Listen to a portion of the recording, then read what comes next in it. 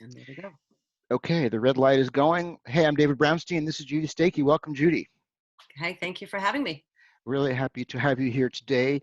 Um, Now I'm going to read off the piece of paper, and I'm your host, David Brownstein. I want to introduce you to our guest today, Judy Stakee, and welcome to the Music Industry Evolution Summit. Thank you. So for those who don't know Judy, I'm going to tell you more and read her bio here. Judy Stakee is a world-renowned artist development specialist whose methodology, by developing the mind, body, and soul, you can create, I think I dropped a word, with whose, I'm just going to keep reading. By developing the mind, body, and soul, you can create the life and career you dream of, has been taught to many of today's most acclaimed songwriters and artists. If we were recording, I would do a new take of that, but we'll just keep going. Uh, with 40 plus years of music industry experience, Judy has held numerous positions, including 20 years at Warner Chappell Music as Senior Vice President of Creative, where she was responsible for signing, developing, and managing their broad roster of new stars and legendary artists, such as Grammy Award winner Sheryl Crow, Michelle Branch, Jewel, Gavin DeGraw, John Shanks, Wayne Kirkpatrick, Julian Brunetta, Kevin Kadish, Franny Golden, and many others. Judy, thank you so much for being here. Sorry, I stumbled with some of the verbiage. I stumble on them too. So really excited to have you here. In this summit, I'm speaking to creative people, industry leaders, about what musicians are doing, can be doing, should be doing to be creative, to look at the business, to look at the world.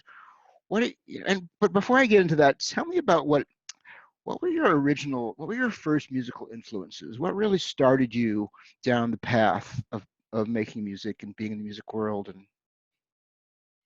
The first thing that ever really influenced me was I was at a neighbor's house and they had a piano, and I was like, "What is this?" I was like 6 years old or something, and I was just on it and couldn't stop talking about it. And so my parents got us a piano at Christmas and took lessons, and so that was my the first aha was this musical instrument that made sounds that were just amazing.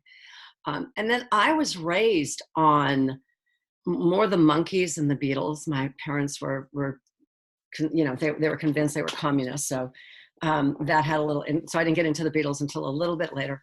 But wait, did you say more the Monkees rather than the Beatles? More Monkees than the Beatles, because Oh, we had the Rubber Soul album, but yeah. my parents were really of the mindset that the Beatles were communists, and so Wow. they didn't really want. They knew we were listening to them, but they weren't going to buy them. So they bought us Monkey records, the Monkees. Yeah. And I got into the Beatles. Believe me, I love the Beatles, but it was just a few years later. And so it was the Monkees, it was the Beach Boys, it was the Rolling Stones, it was, singles. I still have my little 45 box that was orange and white that carried all my singles around. And we used to have a record store down the street, in our mall, that you'd go in and you could listen to the records before you bought them. And we'd go in there and listen to, everything. So I was a singles girl, but that's my beginning influence. And, my mom says I came out of the womb singing and dancing. My other big influence was The Wizard of Oz. By the age 6, my mother said I had it all memorized and I could recite it from, front to back. So music, part of film and part of life, was just amazing to me that it was all. I thought that when I went outside that music would be my background all the time, I just thought that's how the world would be. Right, of course, just like in the musicals. What is it you think about like the Monkees and the Beach Boys that really like spoke and sound of music? What it spoke to you? Harmonies. Harmony. Yeah, yeah. Harmony. Variety. For one person to get up on stage and to hold your interest for the whole time, that takes a lot. Mm-hmm, mm-hmm. There's those superstars. There's the Whitney Houstons and the Adeles and Bruce Springsteen. But he still has a band, but voices that are really solo voices. But to hear harmonies, it's what I lived for I think throughout my whole career, I am really prone to harmonies. That's great. That's beautiful. That's beautiful.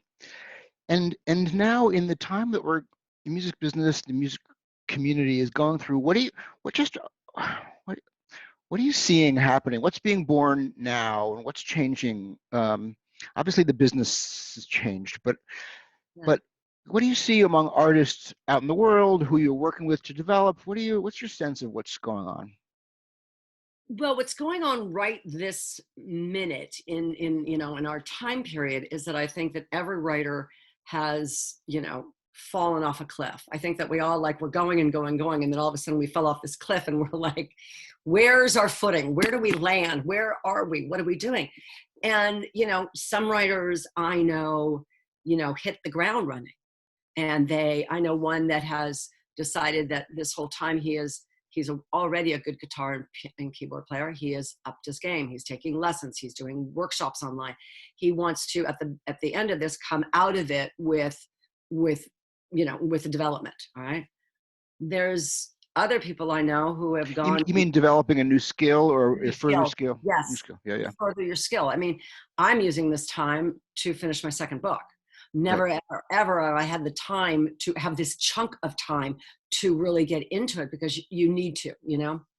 But I know other writers. I know someone very close to me who has spent a long, long time on one production, on trying to get one production right. He has spent now probably 8 weeks on getting one production right. Through this getting one production right, he has had to listen to a whole bunch of new records. So his music library has grown. He's had to try at least 15 different guitar parts. So he went through a process of learning, but he did it differently. He used one product. I know other writers who cannot write a stitch, and I know other writers who are writing up a storm. So I think it all depends on your relationship with what is going on in the world. I am not on the front lines. I am not in the heat of the war. I am very grateful that I am not, and I support those that are, and I send money, and I do whatever I can to send love and kindness to that. But I am very grateful that I do have the time that I don't have to go be like, oh my God, am I worrying about stuff all the time? I have the time and the space to create. And I think that's where everybody's in just a completely different position. Mhm. Do that. There we go. So what everyone's doing is a little differently, and I think that as our cities open up and so forth, people will be coming out and then going back in. I mean, it's going to be a wave because I believe this is going to be around for at least another year. This is our life. All right. Mm-hmm. However, what I've seen overall is the path that I have been on, from the very beginning of my career, is that the song is the most important thing. And never has it been more true now, in that, how many artists have written a song about this pandemic, gone into the studio, recorded it, and it's been out the next day. Alec Benjamin, 6 Feet Apart. Luke Combs, is it Lucas or Luke Combs? Luke Combs, 6 Feet Apart. Big and Rich have a coronavirus song. There's been so many of them. It's you've got a great song, let's hear it. Right. There's an immediacy, or a desire to respond to the moment, time to get the work done, and look what everyone sings. You've got the head nurse at Cedars, who's now like an opera star, and you've got the trash man, who's now and singing backup for Jason Mraz. I mean, it's everyone sings, everyone has songs, everyone's going to need songs. I get lists of who's looking and things like that from so many different sources, and the overall theme has been, we need songs, we need healing songs, we need this song, we need hero songs, we need those songs that are going to uplift us. We're going to need so many songs. Mm-hmm. And it doesn't, as much as we were, touring and songs was like this, touring is on the back burner right now. It still even if you get up and sing one song, you've got to have the song. Mm-hmm. Mm-hmm. So, Mm-hmm. yeah. Yeah. It's funny. I've been watching these Bob Dylan documentaries recently, and there's one line that keeps coming up. I'll learn my song before I start singing it. I keep hearing it. That's nice. I'll learn my song before I keep singing it. Yeah. Yeah. It's in hard rain. Well, and I know when we talked the other day about sort of the nature of art and what art's function is now, how, from the audience perspective, from the society perspective, what's your take on what the meaning of art is now, and how's that? You know what I'm saying? Art is an expression. Art is that's it. It's an expression of your life. It's an expression of your love. It's an expression of however you want to express it. To me, that is art. So there are a lot of people who like to write songs. There's a lot of people who love to cook.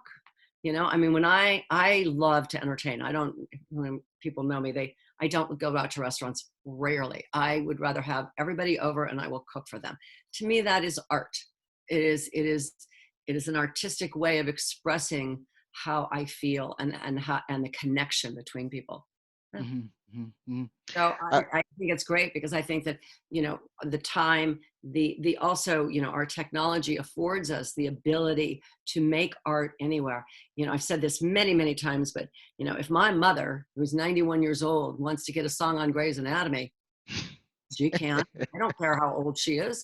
I could Right. co-write with her, have Jordan produce it, and get a song on Grey's Anatomy, and they'd be like, "Who's this Lucille Stakee?" Well, she's his 91-year-old grandmother, and you know, um, That's so it doesn't. As long as you have the song, you know, it's like we're able to do whatever we want to do. It's what do you want to do? yeah, that's pretty amazing. It's pretty amazing. What kinds of things are you recommending to people as a way to be most creative? And I know, your methodology is really about mind, body, spirit. How there's a different emotions coming up, and then Yeah. that's one of the strange things about this time is there's a sadness coming up and a grief coming up, and our lives changed, and the political world has continued to get more and more bizarre. And just how are artists responding to that, and what's your advice for artists working in that zone? I have two parts to this. Yeah. The first is what I really have come up. I keep coming up against this with all my private clients, and especially at the beginning. More people have gotten on board now, but having a schedule, having a structure. We are now been given the responsibility of being responsible for ourselves. Okay. So there's, you know, it's not like you have to be somewhere. You have to be at your desk every day. So your boss is going to assume that you're going to be at your desk, or your school teacher is going to assume that you're going to be at your desk for your schoolwork.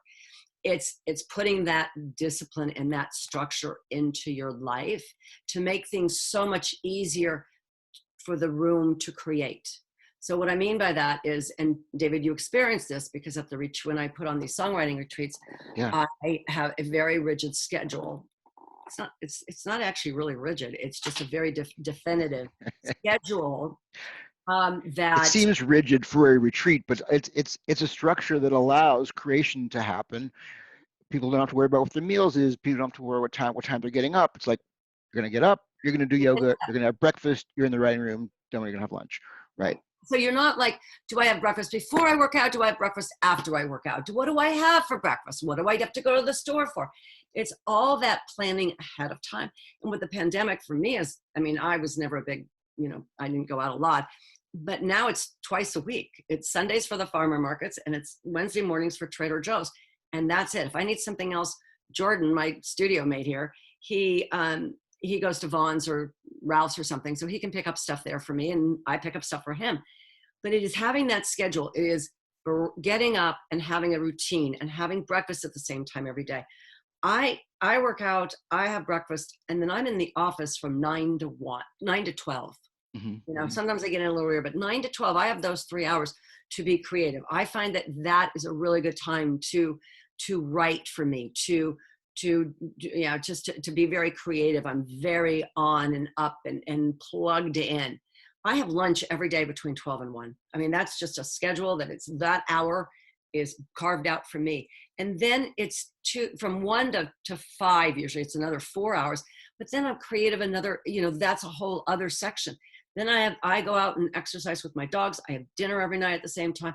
And then I have time to, if I want to go back to work, if I'm working on something, or if I want to go watch a movie or do whatever, it's my time. And so you have these 3 chunks of time during the day. You have 3 hours here, you have 4 hours here, you have another 2 or 3 hours here that you have chunks of time that you can put in for yourself.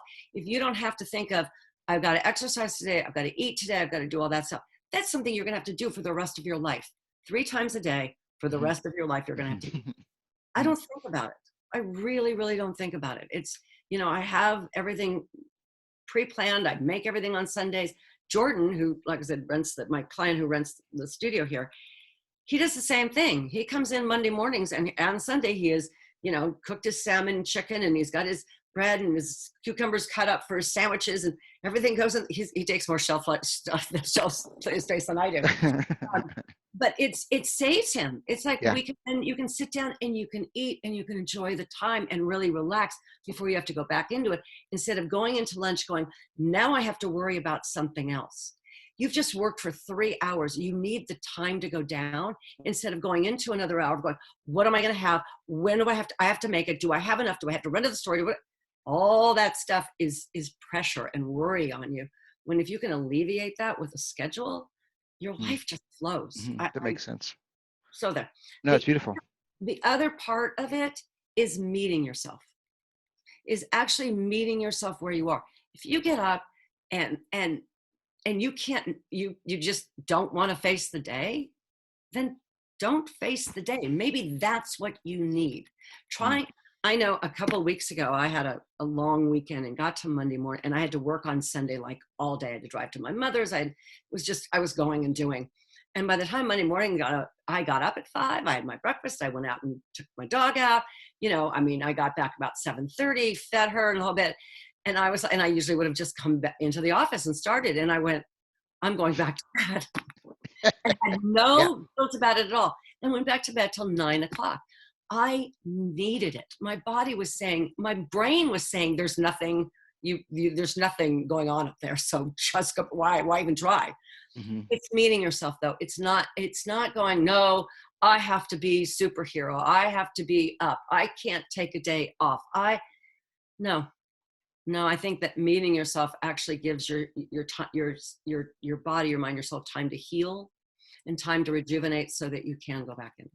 Now that makes sense, especially I think musicians, songwriters, are part of the process is feeling into what's going on and writing from that space and being able to accept the emotion. And you have to dive into the emotion and feel the emotion, not just go, I'm going to write a sad song today. What would a sad person think?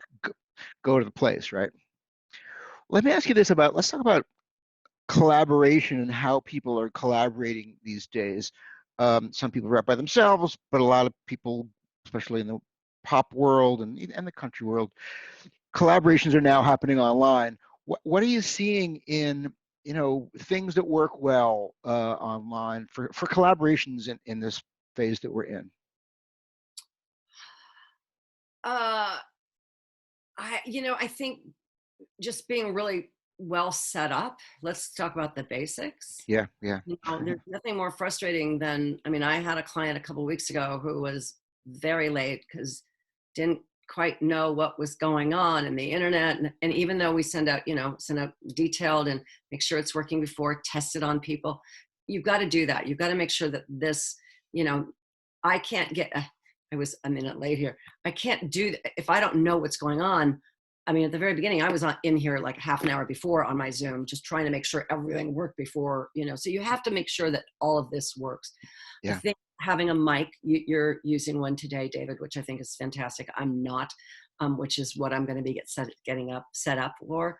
But having a good system and a good mic and a good interface, you don't need much. I'm actually going to do a blog on what you were going to need.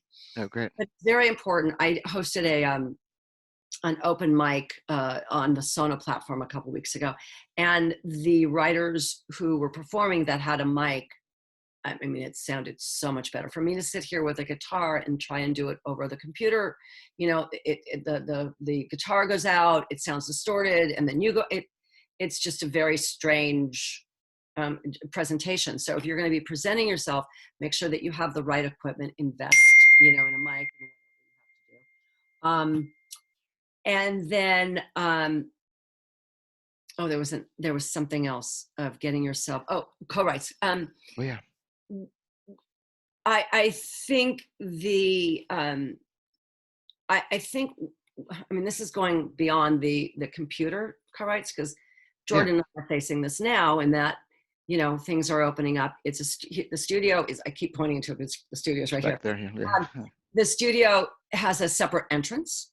so people can come and go without ever coming into the house. Though if they're a girl, they're going to have to pee. The boys can do it off the side of the hill. The girls are going to have to come in and pee. And the bathroom is right when you walk. I mean, I can close off the rest of the house and do all that. But we've been discussing, when having some co-writers over and people that I know, that are his co-writers. And I said, you have to vouch for them. As long as we know that they've been quarantined like we have, that we've been doing, and that they use all the necessary precautions and they go get tested. I went and got tested last week. Right. I'm doing something in a couple of weeks that I'm going to have to get tested again right before. And I said, not a problem. I will go get tested however many times you want. If everyone in the room has been tested and we all know that we're okay, then I'm going to start living my life. I'm not going out. I'm not going shopping. I'm not doing any of that. I'm going to stay quarantined and be safe and be very rigid about it. And, with our pods, we're starting to open up. So I would suggest if you have a co-writer that you haven't been with and you can be with, each of you go get tested. Each of you wash your hands to, make sure you take your shoes off before you come into that, like designate, a certain place right outside, go to the park, right in the park, and not good idea. completely lose the connection, but be as safe and as smart as you can. That's great. I love the idea of you'll write with someone who's been tested, right? It makes perfect sense. Yeah. And writing in the park also. Great. We have Jordan's, one of his best friends, Griffith Frank, is over here all the time now, and he got tested, and he has been in the pod, and he's quarantined. He lives with Jordan, so it's like, well, if he lives with you, obviously, from here to there, from here to there, from here to, that's it. They go from my house to their house, from my house to their house, and that's interesting. So no, that's really interesting. That's great. I love the idea of writing outside. It's funny. A friend of mine's been doing some. Friends of mine in bands are trying to figure out how can they rehearse again. And a friend of mine did a jam session over the weekend, and they met at someone's house that has a pool, and they were all on different sides of the pool, so they would naturally keep their distance. Yeah. And any singer that wanted to sing had to bring their own microphone. Right. So the mic stays clean. Like that, right. There's a new platform. I wrote it down somewhere, but it is for band rehearsals, and there's no feedback. You can't do breakout rooms like Zoom can, but if you and I are want to write and sing together, there's no feedback, there's no delay. Is it Jam Kazam? Jam Kazam, that's it. Yeah, there you go. I didn't know if in the early days of the lockdown, I tried that, and they'd been sort of dormant for a few years, but I've seen that they're updating, and it seemed like they were just close enough, but they hadn't had enough interest. Now everyone's interested. Oh yeah. I haven't tried it yet. I was working with a co-writer where I was sending her. We were listening to Ableton it didn't work, and delays. That's good. I'm interested to hear how you're opening your studio up gradually, slowly. That's beautiful. Yeah. Let me talk a different area of creative work. I want to talk to you about, hear your take on artists finding their style. Do people go broad in their style, really narrow their style? How do you approach someone finding what their genre is or their style is? Just go.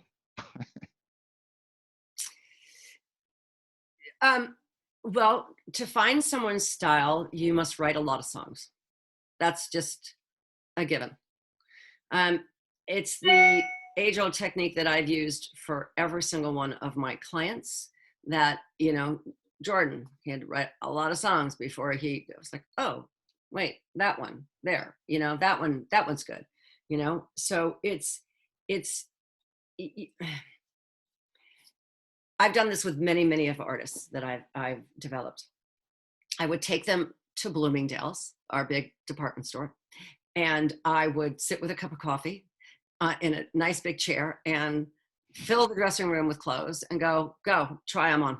Let's see you with straight leg jeans and flared jeans and shirts that are this and try to find your style. That would take a while, of trying to figure out what you liked and what would look good on you.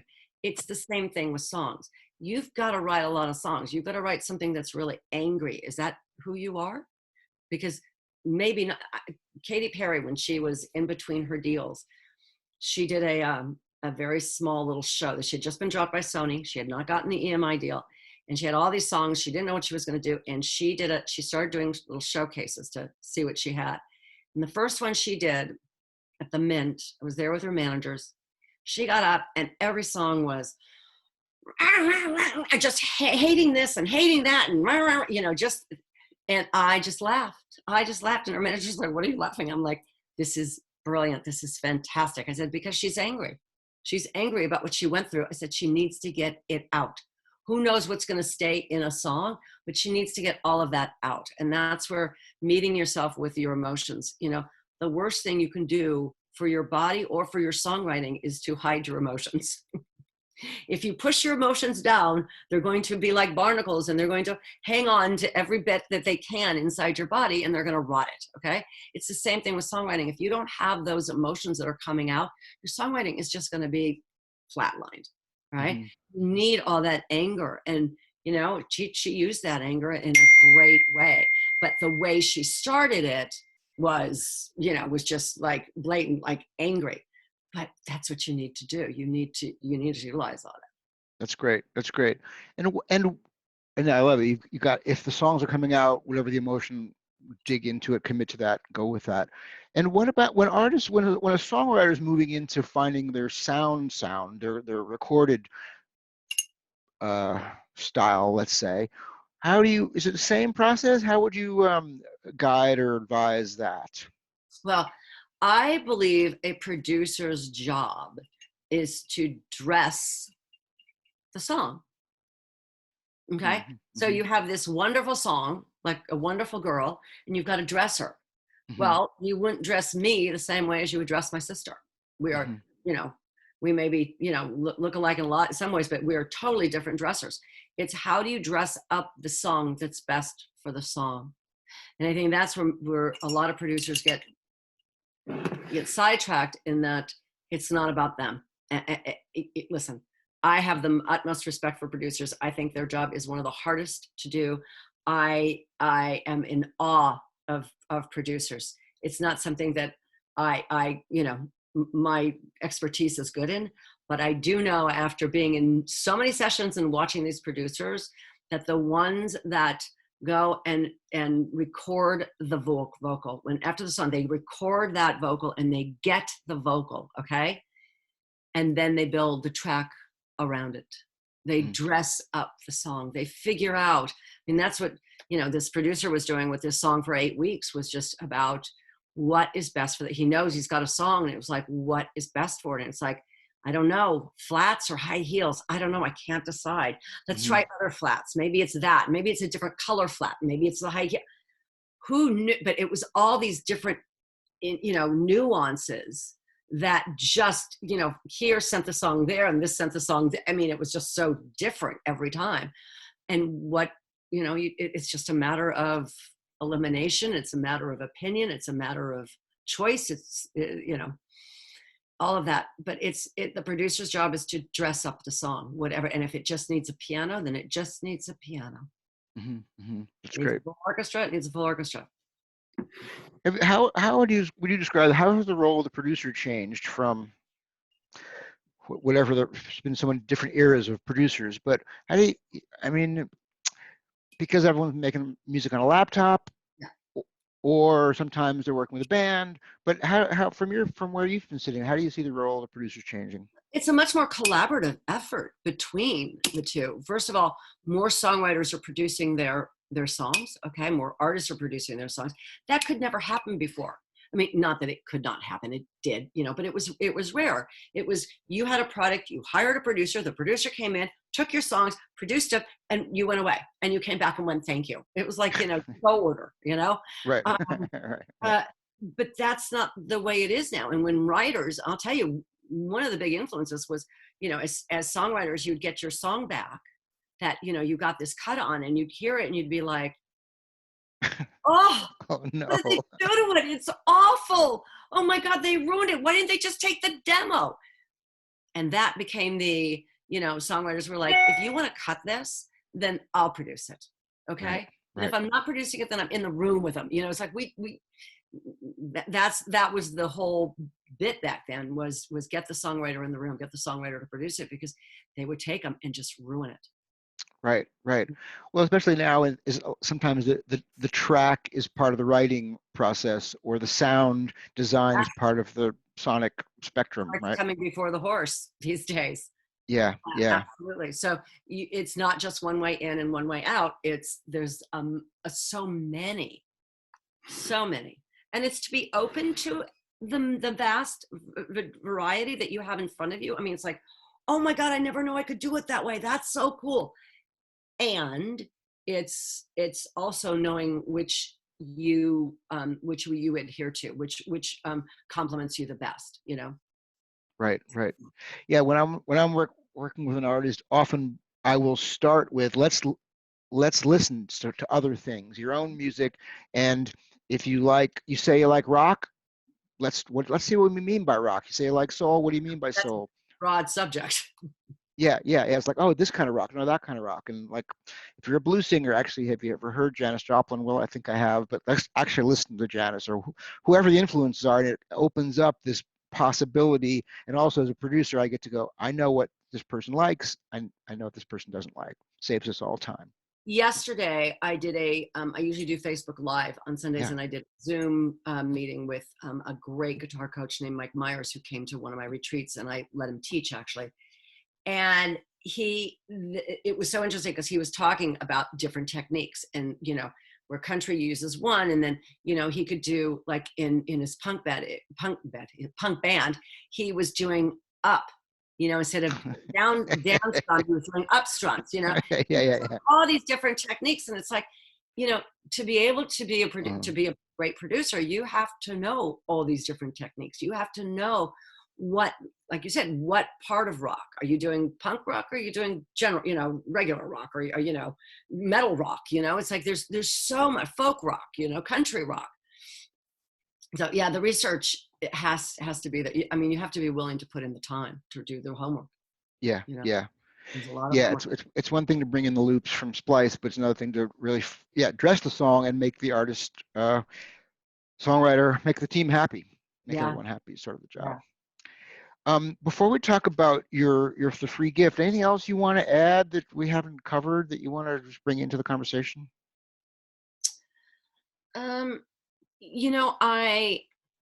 I think I would just want to tell everybody, on the heels of finding your style,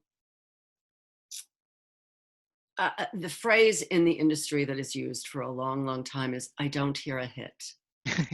You don't have a hit. It's not a hit song. It's not all that. Yeah.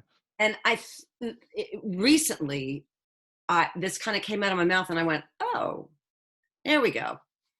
So when they're saying that, what you're trying to do is you're trying to hit a bullseye on yourself. You're trying to find the hit that is within yourself, that when you hit it, you are going to explode. So the hit that everyone's like, well, I don't hear a hit. It's because it didn't explode you as an artist. It did not reveal. It did not develop you as, oh my God, that's her. That's who she is. Okay. I think of as a hit is when you hit something, like at a fair, you hit the thing and it goes up and you win the prize, right? Mm-hmm, you hit the bullseye, it's number one, darts, you hit it. It's hitting it on the nail on the head for you. And that goes along with writing and getting all of this out of you, so that all of a sudden it's like, what I have found is that the hit just comes and the song is written, and it's like, there you go. I cannot tell you, I mean, 9 out of 10 times, okay? So 9 out of 10 times I work with an artist, and after they're writing, the song comes, and it's like, there you go, that's it. Because they've learned to dig inside and be emotionally accessible. they've learned to rewrite. They've learned Rewrite. to understand that, oh, I just threw this up. Isn't this amazing? Look what came out of me. Yes, and I think you're going to have to dust it off right over here. It's still cloudy, is what you're trying to say. You know, you've got to be willing to go back into what you've thrown up and make a diamond out of it and make art out of it. All right.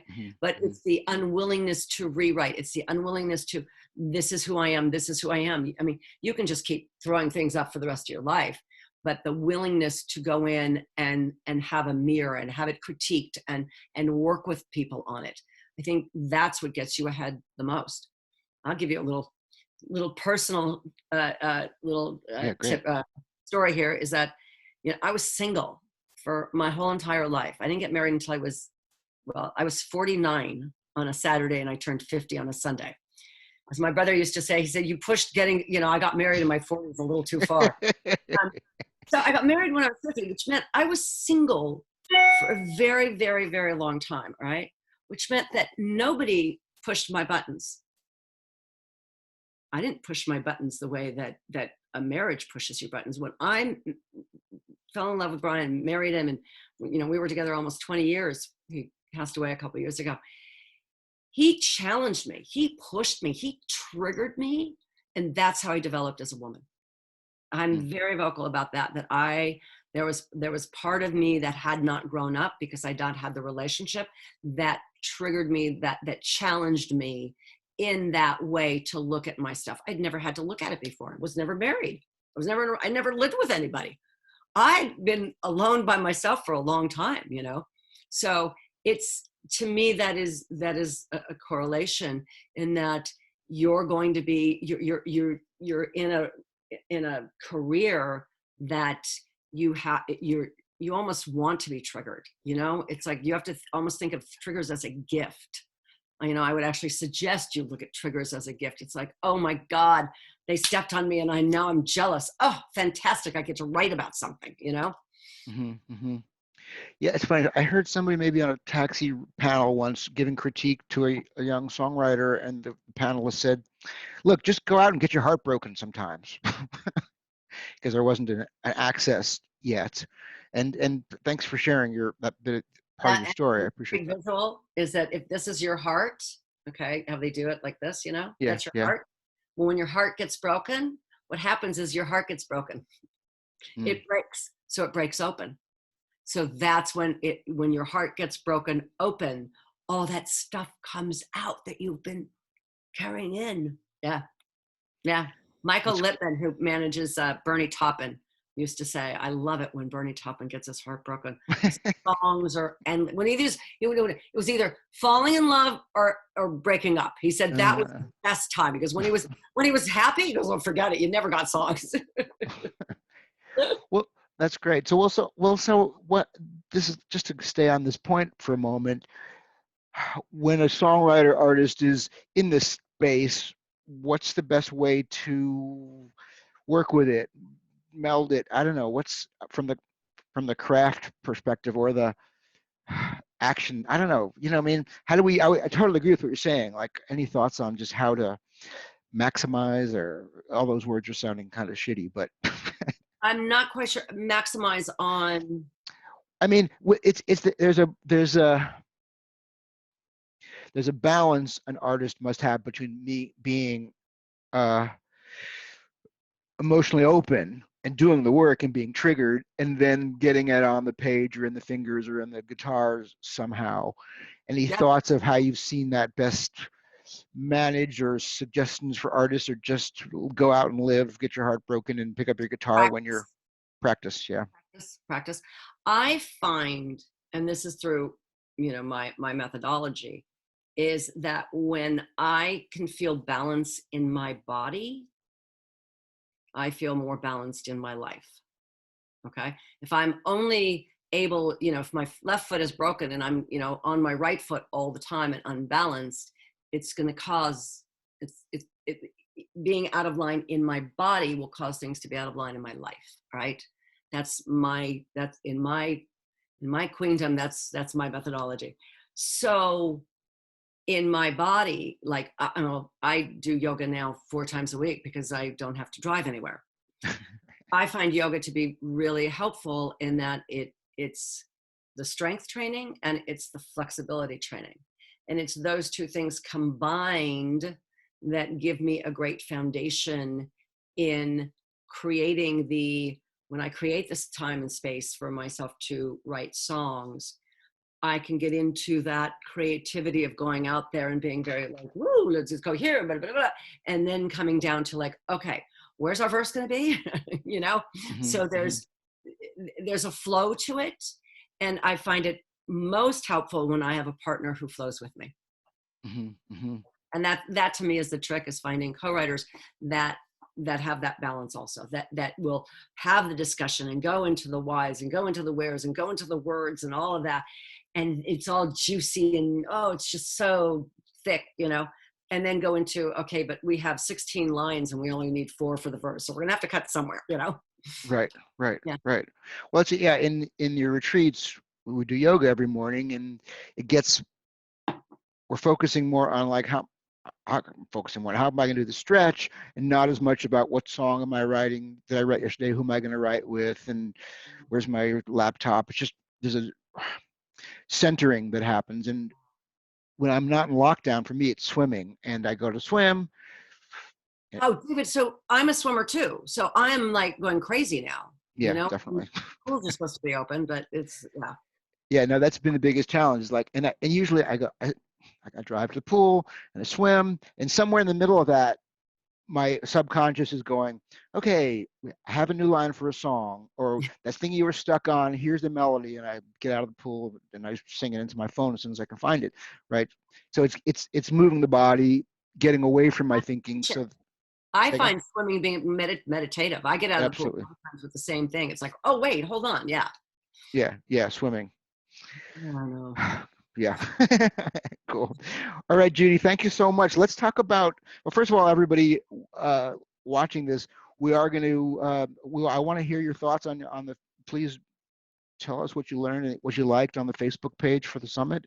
And Judy's going to, tell us about your free gift that they can get downloaded today. I am giving a free audiobook of my book, version of the book, which is, I usually have it out, the Songwriter Survival Guide, which is a wonderful 12-step program, not to be confused with others 12 steps.